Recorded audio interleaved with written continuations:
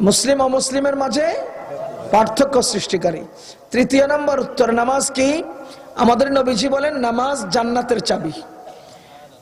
আসসালাতু মিফতাহুল জান্নাহ। নামাজ কি বলেন না? জান্নাতের চাবি। নামাজ জান্নাতের চাবি। 4 নম্বর, নামাজ কি? উত্তর 4 নম্বরে বলছি, নির্দিষ্ট সময়ে,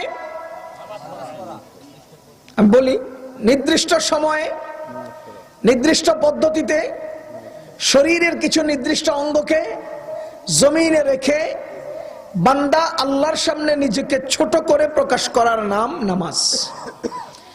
নির্দিষ্ট সময়ে, নির্দিষ্ট, এটা এই জন্য বলা হয়েছে যে কেউ যদি জোহরের সময় না হতেই জোহর আদায় করতে চায়, হবে?